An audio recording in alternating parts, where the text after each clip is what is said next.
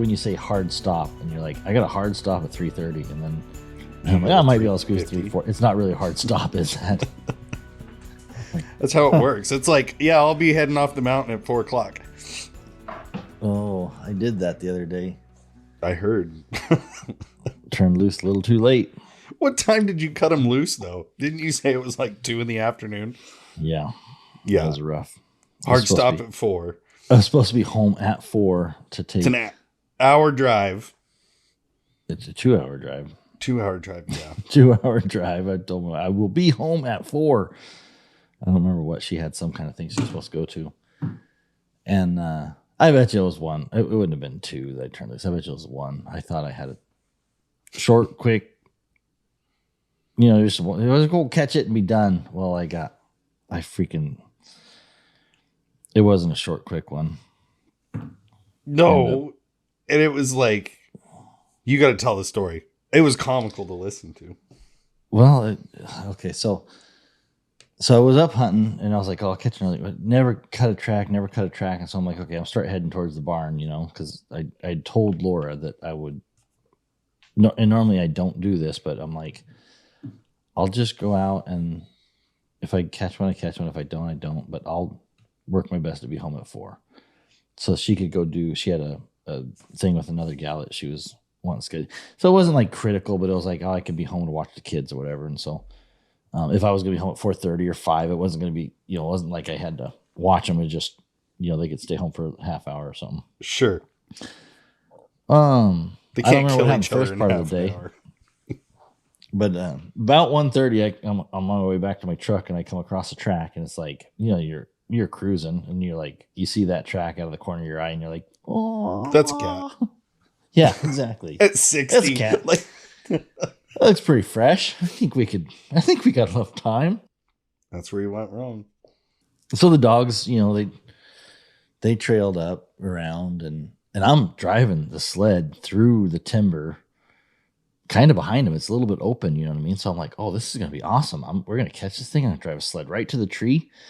I'm going to throw him in the box, bomb out of here, and I'll be 15 minutes late. You know what I mean? Like I can live that. I can talk my way out of that one. And man, I should go back because of my messages. I can kind of time it out by the time. Well, you told me it was like... It was 1 o'clock. It was 12:57. I said, finally found a track legit. they can move. Just turned out. I'll keep you updated. And then at 2:20, and then at 2:28, I'm stuck pretty good trying to get out right now. I had hope between 1 p.m. and 2:28. I had hope that I was going to be there, but at 2:28, 2:27, I had hope because I didn't send the message. But at 2:28, I'm like, this shit's bad. It's kind of like priming the wife, like, I'm not going to make it, baby. You know what the bad part is now? Because you're using the messenger.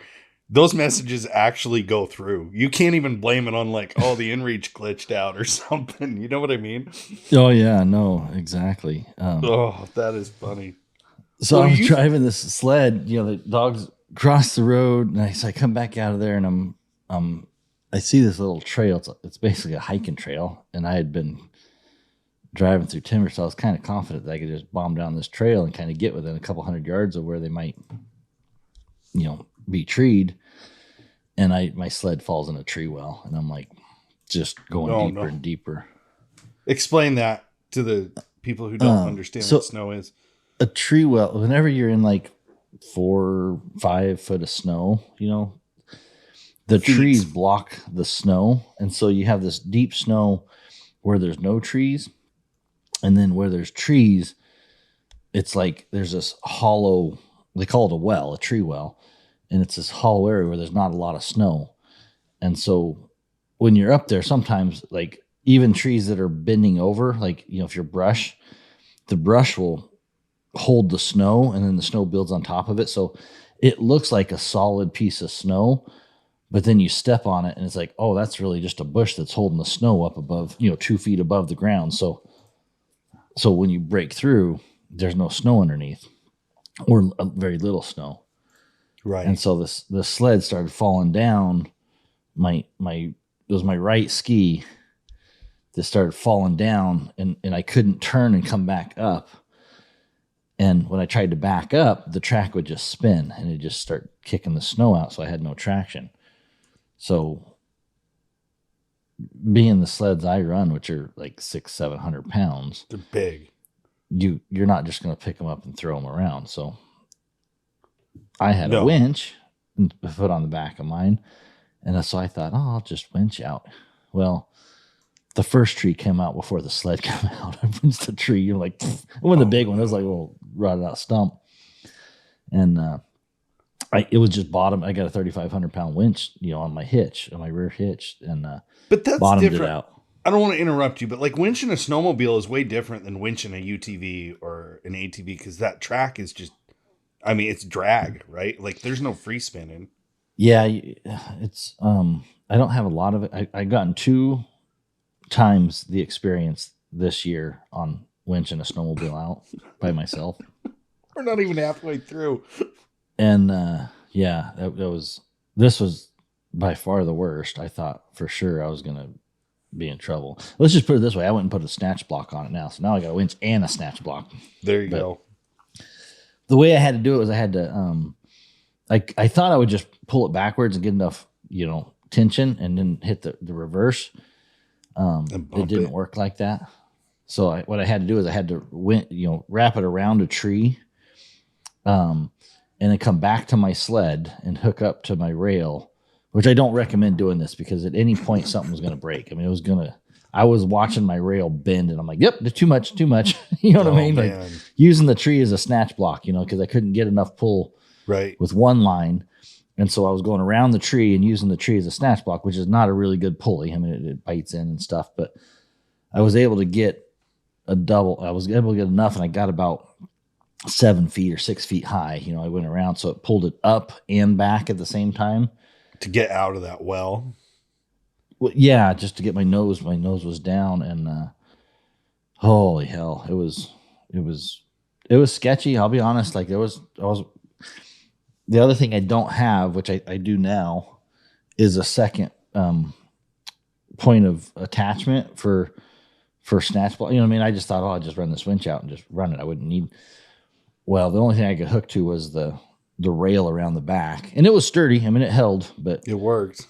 I was like, dude, I thought I was going to break. So once I got 2 inches, 3 inches of movement, I could work my way out of there. And but I had to. Yeah. I probably had to winch it 1.5 feet, to start getting traction, and then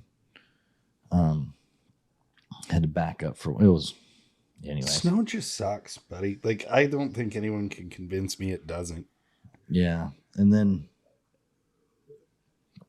about that time, so the dogs had made this, almost like a P. You know what I mean? They went out, and then they made the loop, right, to make the P, the circle, and then they crossed their first track, and they were treed right by that kind of intersection with the P. So it almost was like an X, and they were kind of treed right in that spot. And I don't know if you remember a couple podcasts ago where I told you that we were talking about backtracking. Yeah, when the dogs followed their track. And I told you how nice it was on a backtrack. Yep. Well, I'm rolling through my head like, this is effed up. I don't know which track they're going to take when I tone them. Because I was like, I wasn't going to go to them. They were like 650 yards away. I was like, dude, I've already screwed up. I was supposed to be home at 4. It's going to be dark. I need to just cut my losses and not worry about getting to this tree and try to get home. So I held back, and I'm looking at this GPS and going, okay, I want to call these dogs off this tree. And my mental game was, I don't know what backtrack they're going to take, because there's like 3 choices. There's actually 4. Well, how big of a swing too? It wasn't like it was 100 yards. Like it's not like through a tight loop, was it? At the farthest loop at the top of the P. So if I was at the very bottom of the P, at the top of the P was probably 1.1 miles. Yeah. And then they were probably, at little under 3/4 of a mile from me, from where I could easily access with the sled. And so I was like, Well, I'm not snowshoeing that far. I was already spent. I mean, I was soaking wet from trying to winch out. And Sure. it was just dangerous. You know, I was by myself. I'm like, dude, this is the time to get my dogs back and go. So finally I get the courage to tone them. And two of my dogs left the tree. Two of them decided they wanted to stay there. And I mean, I was surprised at how sticky they were and how aggressive I was trying to tone them, or even I was even trying to nick them and get them off that tree. Right. But at that 4-way intersection, so one went, I mean, if you took that like northeast, southwest, I had a dog go every direction. like every freaking direction. Like Andy went cross country. She didn't stay on tracks. Shelby went completely the back track. You know what I mean? So she went the long way around. The long way. And Della went the top way. So she kind of went a weird direction. I'm like, great. She went north. And I finally got Shelby and Shy to leave. But they, again, Shy went cross country and come to me on the other track late. And I mean, it was just like one of those things where you just watched a grenade happen. And it's like, well, this just got even worse. Like, I'm tired. So anyways, Della was the first one to come back. She was like the smart one or whatever. But she hit the snowmobile tracks and got on the groomed trail. So what my goal was to make a track around them, because there was this little skid road that went around them. And it almost connected, so I could almost circle those dogs. And so I'm like, my first thing is like, I need to circle these dogs so that if they hit a track, because if they keep going the one direction they were going to go, I was like, I'm really going to get screwed. They're going to get where I can't get to them. So I start cutting a trail and trying to cut Andy off, which is like, stupid, whatever. She's cross country, and I'm like, okay, so. Anyway, so I'm it's about a 2-mile ride around on this little trail to get out to where she is. And finally I get within 400 yards, 350 yards of her. And so I yell at her, and thank God she comes straight out. And See, that she is came nice. to me. Yeah, she didn't go backtrack. And, you know, my other dogs would have turned around and go backtrack. But anyway, so I had Sadie in my lap. I had Della that came out to me. And it was at the point where Della and Sadie were leaning so much in that box that I kept getting flipped over. So I had to kick them out and then bomb about a mile down this, break this trail about a mile. Oh, and Della and Sadie both looked at me like, well, you're leaving. You're leaving me here. Keep up. Yeah. I'm like, I was just getting pissed because every time they'd lean in and my snowmobile would flip over, and so I was like, I got to get dogs. So I go get Andy. Luckily she comes to me. So then I turn around, I throw her in the box, and now I got a trail broken. So I'm bombing back, and there's poor Sadie and Della just running out. You know what I mean? Like they're probably talking to each other. Like, he really left us. He really left us. I know we need the Chronicles of Buddy's Dogs. Like, we need to come up with a short film or something. Oh, so now I got 3 dogs, and I got my trailer, so I can put 2 dogs in my box. And so I get Andy. I put Andy and Della in the box in the back of the sled, and Sadie rides in my lap. So I'm bombing out, and then about this time I can see Shy's coming, and she hit my tracks and was coming towards me on this loop, which I was like, great. And I look, and Shelby she hits the groomed trail and turns back up the mountain, so she's going the opposite direction where I came from. So I was hunting up there, but I'm like, holy cow, I got to go get her before I got to go run 5 miles to go catch her, Right. So I got Shy. Her feet are blown up. Long story short, she has had bad feet all season. And I was just going to take her for a short run, like just a quick run. I'll turn her out. Anyways, so I'm like, I can't let her run like this, because it'll be 2 years before she'll be healed up. You know what I mean? So I'm like, so anyways, I look at Della and I look at Andy, and they're my youngest dogs. I'm like, sorry guys, you're out. So I kick them out of the sled, throw Shy in. And of course, I can't leave Sadie there, so I throw Sadie and Shy in the box, and I just bomb. It's about a 2.5 mile, 3 mile drive around to go pick up Shelby, and I got to pass my snowmobile trailer. So I kick those 2 dogs out, Della and Andy, and so I kick them out, and I bomb off to go rescue Shelby, who went the other direction. And in the meantime, I pass my sled, my trailer that I haul. and there's a dog box in that. So I stop there. I throw Shelby and Sadie in that trailer box on the side of the road there or whatever, the groom trail. And then I have to bomb about 2.5 miles up to catch Shelby. So I'm hauling ass. I'm like 50, 60 miles an hour. Just, jeez, man. And finally Shelby had turned around. So she was going to come back down, but she ran about 1.5 miles the wrong direction before she decided she was going the wrong direction. So anyways, I pick her up, turn back around. This time when I come back through with there, I hook up the trailer, you know what I mean? Because I'm like, okay, now I got to go back up and pick Andy and Della, who I kicked out like 4 miles this direction, but they were just following me, and they were kind of pissed at me for just taking off out of there, leaving them. But I just didn't have enough space. You know what I mean? This is the problem with hunting by yourself. You just don't have enough space in that box, and sometimes you got to run dogs in the snow to get out of there. So I hook up my trailer that I haul. So now I'm set up where I can call all my dogs again. I go back down to this road that I ran, and by this time Della she's like 300 yards from the road. And so I just park out there. I grab a little bite to eat there. And I'm like, I'll let her run that last 300 yards. So I let her run the 300 yards. So now I got. Man, that dog was cussing you by the end of this trip. I'm sweating. It's like I'm smelling his lunch. He's sitting there. I'm over here busting my paw. Exactly. I'm like, hey, man, I'll get you a snack at home. Okay. Chill out. It's a hot dog. I'm sitting on my snowmobile getting things wired back up. Getting lined up to run. And I'm like, okay, those 2 dogs will just trot out here and I'll let them, they'll be tired tonight and they'll sleep a couple of days. I'll be good. So anyway, Della pops out on the groom trail and I throw her in the box. And then I look, and that little bitch, Andy, had turned back around. So she's like 400 yards from this intersection. Right. And, so she turns back around and goes the other direction. And I'm like, I'm cussing her. Like, she'd be a free dog to anybody who wanted her right then. Like, why did you not call me? What do you mean? I like that dog. Well, I would have. You would have been there. You would have been free. So she's a nice dog. So anyways, off today. So I'm like, screw it. So I grab the snowmobile and I start going towards her to pick her up. I'm like, she's gonna go the wrong direction, and I may have to go another 1.5 miles if she keeps going. So I come around the corner and I see her standing there. And she's standing by this log that had been covered up that I had to cross. And I'm like, you know what I mean? I'm like, God, thank God she didn't make me cross that log, because it was like a bumpy log that I jumped over. Right. Well, so I'm 10 yards from that log. And so I'm like, you stupid beep, beep, beep, beep, beep. You know what I mean? Get over here.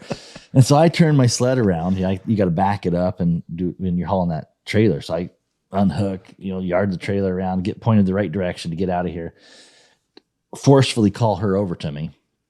And anyways, get her loaded up, head home, no problem, right? The next day, I'm looking at my truck, and my freaking chainsaw is not in my scabbard. And I had remembered telling myself when I was stuck, because I had to use a chainsaw, I had to cut a little tree down to get out of there, right? Mm-hmm. And I set it on top of my dog box, and I'm like, don't forget to put that chainsaw away. Do not drive off with that chainsaw. Can you imagine if there was a lost and found box for all the crap that we have all lost off the top of our dog box? Like coffee cups, alphas. We've got in more than 100. I guarantee, like smashed alphas that got stuck on a dog box. Yeah. So it's like 2 days later, and I'm like, I told my wife, I go, well, I know where I'm hunting tomorrow. You know what I mean? Because I'm like, I know where I got to go.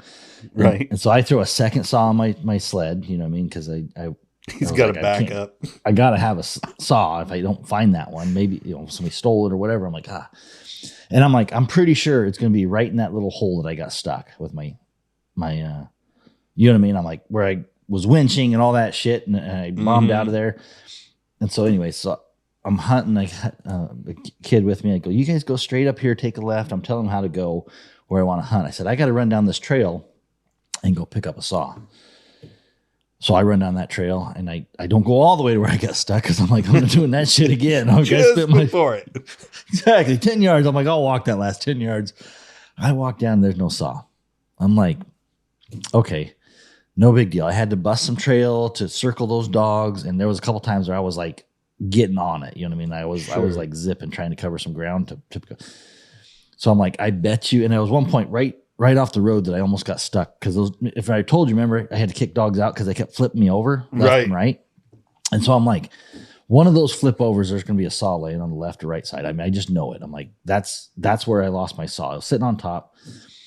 So I drive and I'm like going through these spots where I remember I almost got stuck here. I'm like, oh, there's no saw here. I had to turn around here. I was, where the tracks get squiggly. Dude, yeah. Like, oh, I was hauling ass right here. I bet you it's just laying right behind me. No, nothing. I'm probably 3 miles into my loop of rescuing dogs, 3.5 miles. And I'm giving up. I'm like, it must have fell off on the groom trail and somebody picked it up. You know what I mean? Like, in my head, I'm going through like that groomer came through before me. I'm going through who was up there. And then like the other, like somebody stole my saw. It's wadded up in a grooming machine right now. You know where it was sitting? I know right where. On that freaking log where Andy was standing on that saw. And you were cussing her. I was cussing. If I would have just gone 10 yards to go pet Andy, I would have seen that she was standing on top of my saw. She went back. I'm telling you, you should have done that a couple weeks before when I was with you, because I would have walked over there, got my new dog, and walked away with you. And a saw. You would have got a saw and a dog. We're like, then I would have wrote you a country song. Holy hell. I don't know. Like, and I mean, it probably took me, no shit, 45 to an hour to run this loop looking for my saw. And it was 300 yards. I passed 300 yards with it. Like if I would have run my loop backwards, I would have seen it right away. It was at the end of the day. That sucks. And it was just that tree where I was going too fast, and that tree just flunk and it kicked my ass into my snowmobile up, and it must have just launched that thing right. It was just sitting there. I think I got a picture of it. And I was like, what happens? But the kicker of the story was Andy was sitting on the saw. Like she wasn't on this side of the tree. So she was like straddling that saw. And I had to like force her to like, get over here, you stupid little da, da, da, da, da. I hope your burrito was worth it. Oh. So dude, that's what I'm saying. Snow hunting, like in my mind, snow hunting is the most epic thing. Like that is like, you know, cat hunting in the winter. I think it's like a cool atmosphere. But holy crap, dude, it seems like constant problems. It is. Like when we went on that Houndsman for Heroes hunt, that thing, it was pretty wild because we got a bunch of snow like after the first night. So we all get over there and start hunting like Thursday night and no sleep, and you're just pushing, trying to find tracks. But there was no move.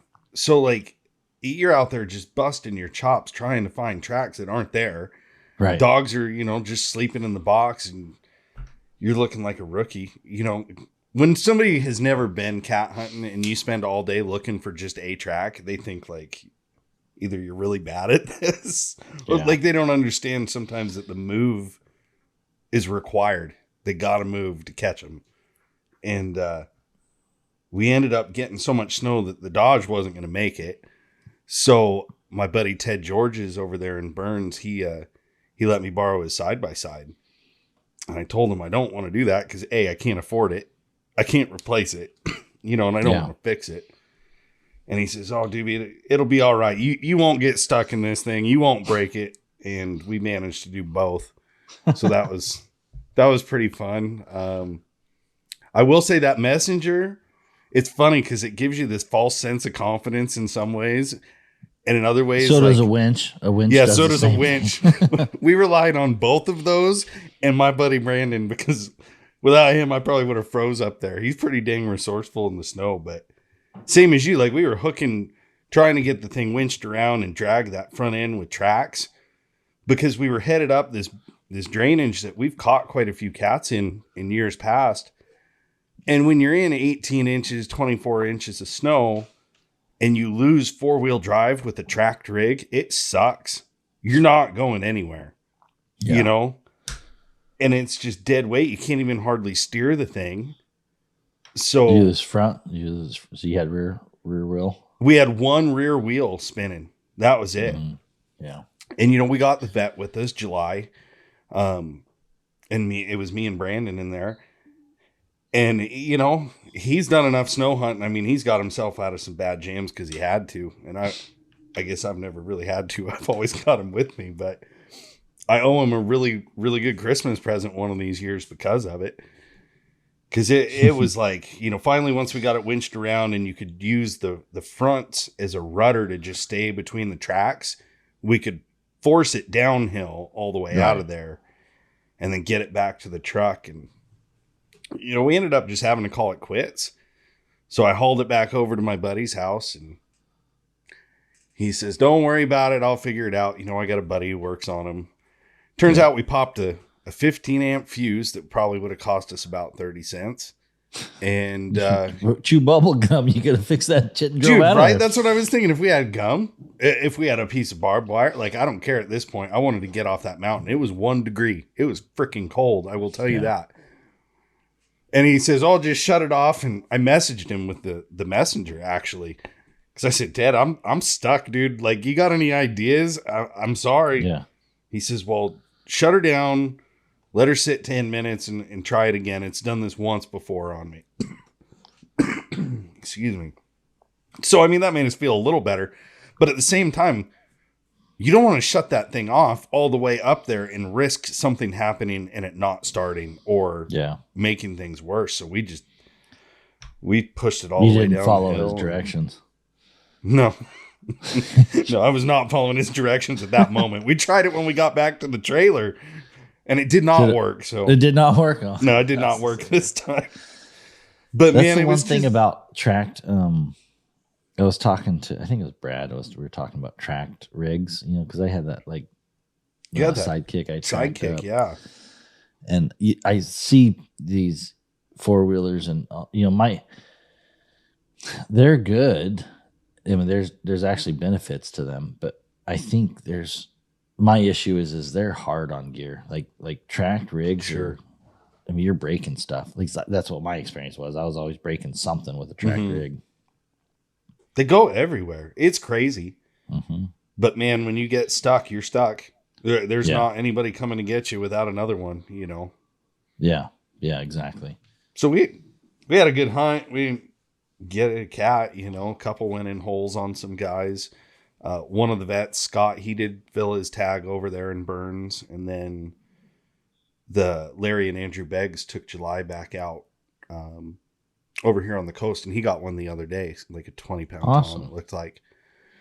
So I'll have a podcast coming up with him, hopefully. We just haven't crossed paths since the holiday and the hunt got over, but I always look forward to that hunt. It's fun to do that for those guys. Yeah. And our friends down in the California side of things, they really stepped up, and they're paying for our house rental for the next hunt in February.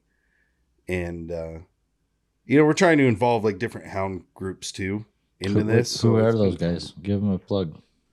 I'm pretty, you're going to put me on the spot now. I want to say it's North Central, but there's been some name changes over the years. You know, they put on Elk Creek field trial every year that I talk about. Mm-hmm. And that's just such a good group of guys and gals down there. I mean, they pour everything into it. They are dedicated. So I would strongly encourage anybody on the West Coast, if you haven't been to that trial, I mean, that is like kind of the big one on the West side. Mm-hmm. Go check that out. And they're first-class people, man. Yeah. Right on. And I think you can find them. I know CHC, you know, that's like the state club, but you can check out North Central. Sweet. That was your is it Houndsman for Heroes? Houndsman for Heroes, yeah. You guys do that every year.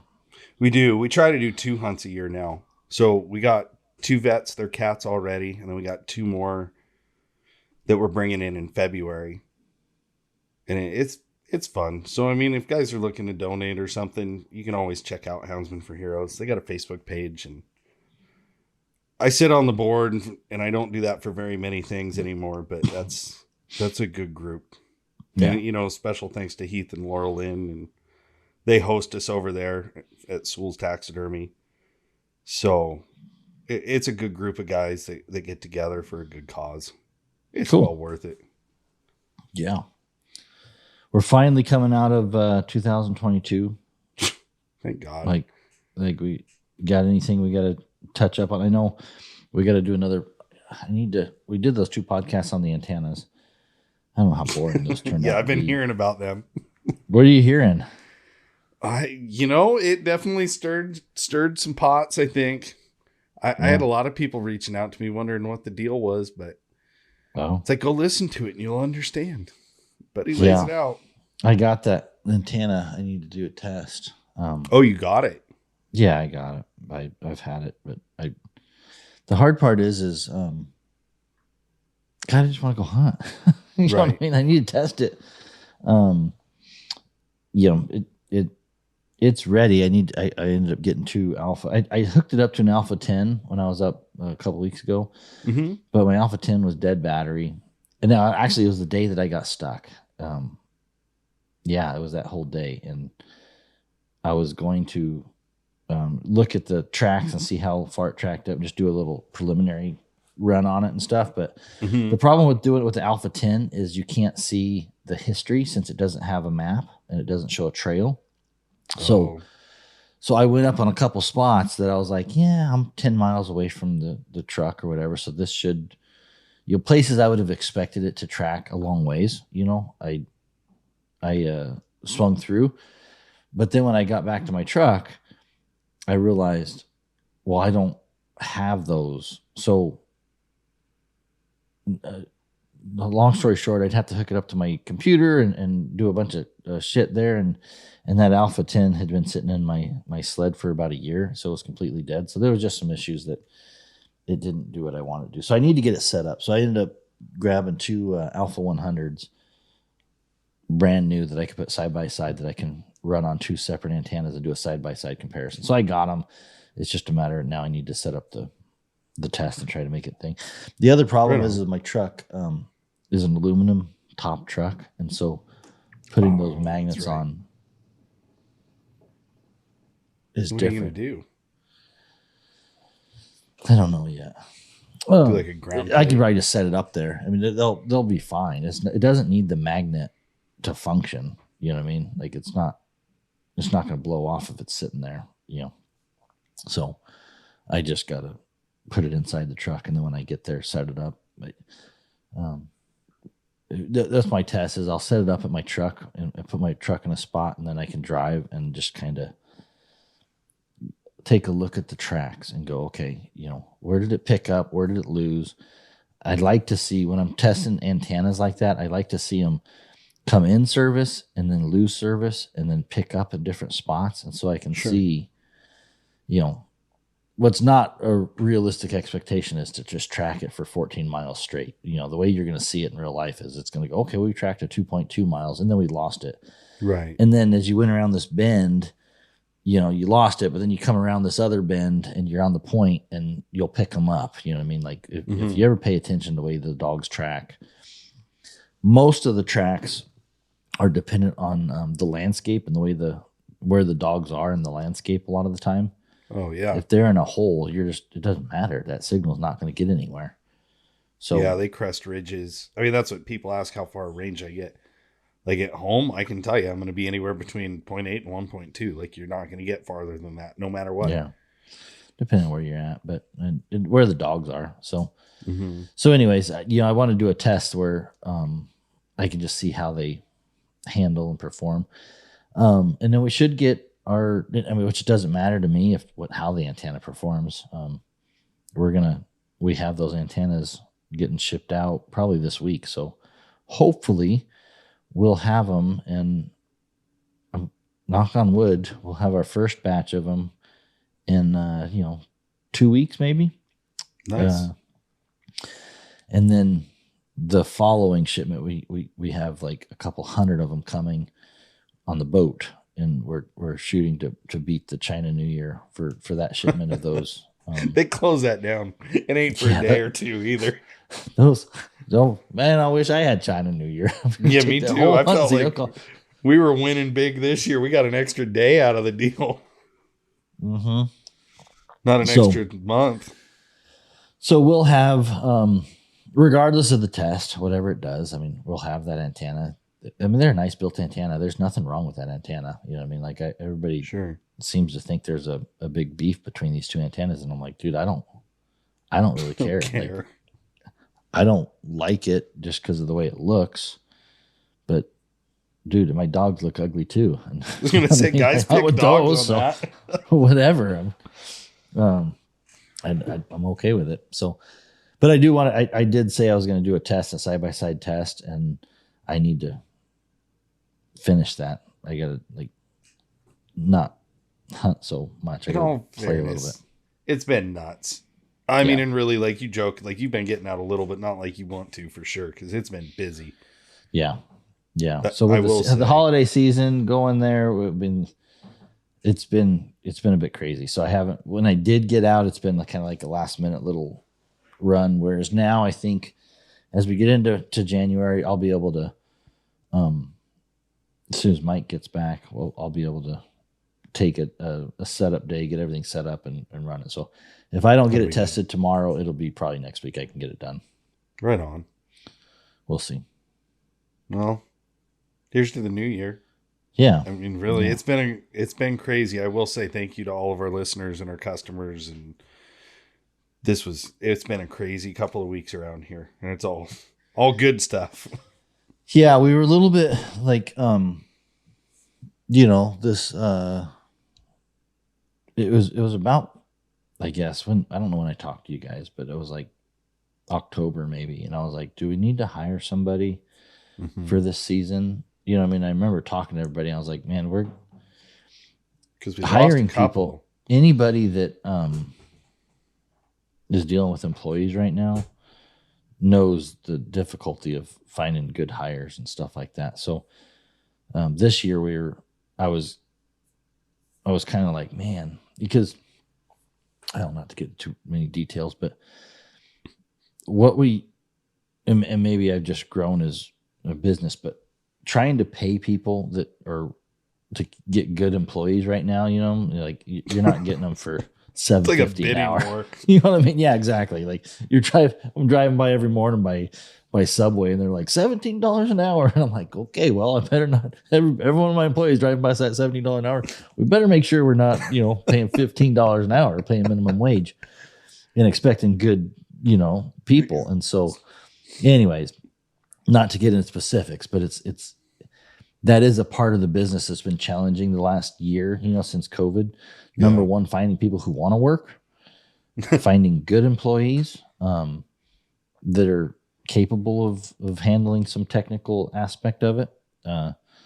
It's been a challenging portion. And so I just remember last, October, and I was like, man, do we want to try and go through this season short staffed, and I knew it was going to be tough, and our team kicked ass. You know what I mean? What you can't see on the outside, but on the inside, we were freaking running around with that hamster wheel was cranking, man. Yeah, there was definitely some times that I was thinking I effed up. We should have hired somebody else. Like, come on, we should have brought up.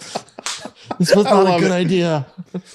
Well, it's like it just takes off, and it's crazy. I mean, I thought I told you yesterday, I dang near lost my voice. I spend a lot of time talking. Yeah. I mean, it's been crazy, and it's awesome to see, though. I mean, and we do have a good crew. I mean, all the crew in the shop should deserve like special shout out. Really. Yeah. I mean, because that is the behind the scenes. Like, I get the cool part of the job and talking to people, and we build these relationships with them, but the crew in there, Jess and Olivia and Mike, and now Chris. And Buddy, our newfound employee lately that just seems to show up every day. Have to clock in. He's punching the time clock. Normally they tell me to get the hell out of there. Like, hey, can you just leave for a little while and we'll handle this? Hey, you write the checks. You can still be there and do whatever you want. You know that, right? Our shipping station, it's all done by barcode, so you scan the barcode of the order, and then you scan this little size of box, and it automatically pulls the weight.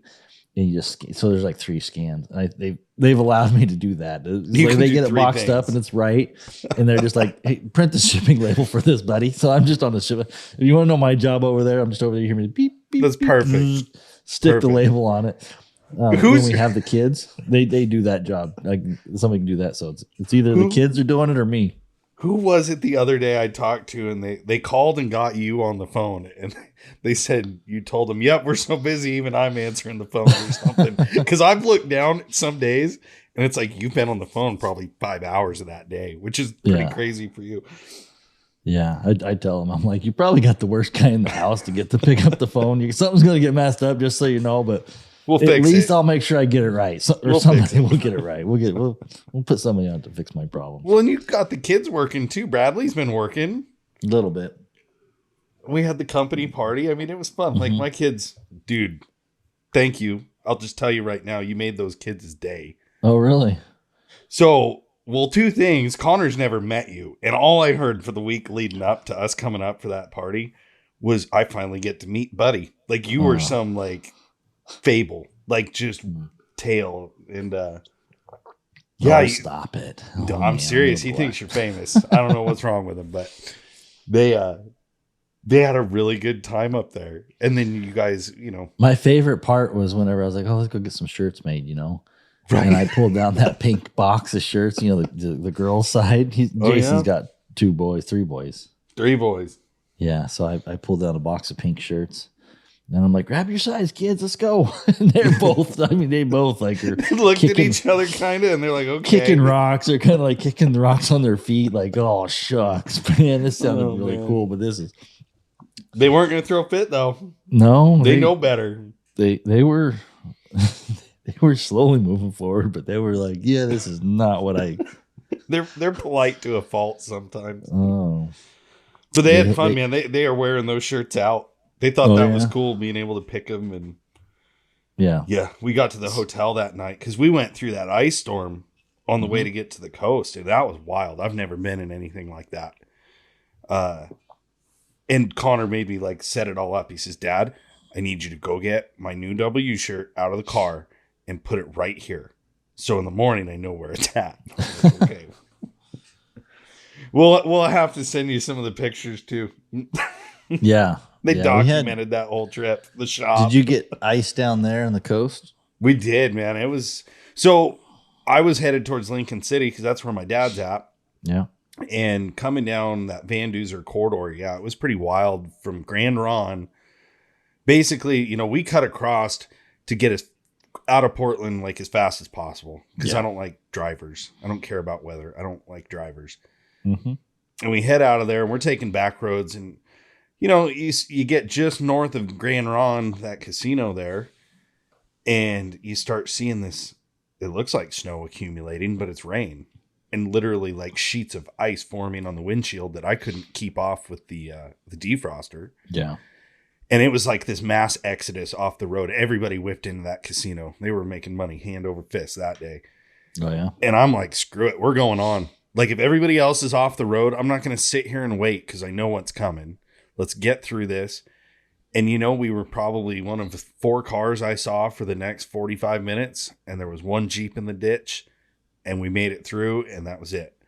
Yeah. But the next morning, I went out to get something out of the car. And there was somebody parked next to us. And no joke, they probably had 3 inches of ice on their car, on the roof and the hood and the windshield. So they had to have came through that after me.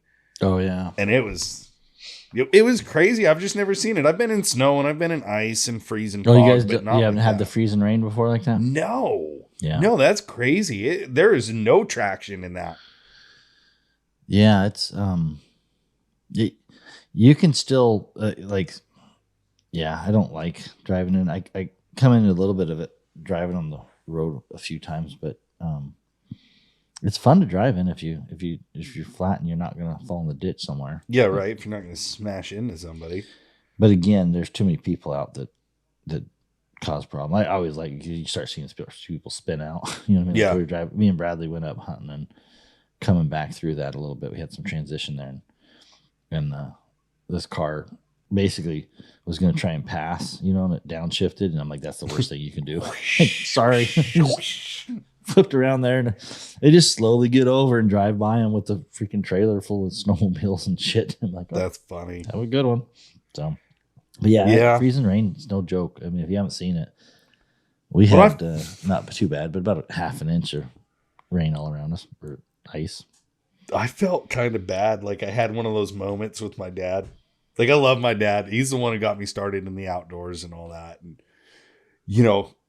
now he was a little worried about it. He's like, man, you need to get out of there as fast as you can. You need to watch this ice. And I'm thinking dad's just being dad, And then I get through it and I told him, man, I'm sorry. I gave you a bad time about worrying. Like that's legit. That could go south in a hurry. Yeah. Yeah. Freezing rain's no fun. And it sucks to hunt in because it's just ice. There's no track. And it screws the snow up because you'll have snow, but then you'll put a 1/2 inch of ice on top of the snow. And, yeah. So anyway. No, it was a good trip though. We got out of there. Thanks for having us. That was great. Yeah. And then that starts us into the new year. We're already starting to think about Wisconsin and getting everything kind of dialed in there. Heck yeah. We'll do a little deeper booth on that for Wisconsin. And then, doing more. Honestly, I want to take a little break. I want to take a little breather from Christmas. Okay, let's just go back to normal for a minute. Yeah, no kidding. Then we'll figure out what's new. Like these antennas are going to come out. We'll have a bunch of new antennas this later this month, I think, or in the next January we'll have different antennas. This new antenna. We got some other antennas that we're going to bring on, and go from there. So that's going to be kind of a recap from 2022 to 2023. Yeah. Here comes a new year. Yeah, and anybody that wants to work in our area, they can show up. Just show up to work and keep showing up. Yeah, just come on, half-ass competent, and you got to drive by that subway for hire sign. You got to drive by a bunch of for hire signs. That's the hardest part right now. Is I'm you done. Guys did good. Chris is killing it. Yeah. We might not keep him much longer. Oh no, he's got dreams. We were talking yesterday. That's the hard part. Like you want to see him. You like to see people succeed, and do what they want to do. Sometimes it hurts being the stepping stone, but it's. Yeah, it's good for him. To college and stuff like that. So I think as he wraps that up, he's going to be looking for a different job. So we're gonna be in the market for another employee, or else I'm going to have to start packaging orders, and that's not a good thing because we're really going to start making mistakes with it if I have to put it in the box. So well, happy New Year, everybody! Yeah, happy New Year. This is going out this Friday, so it should be. I'm going to kick it to Colby. He says he's ready to go. He can hammer it out. Sounds good. All right. Well, thanks for listening, guys. Yep.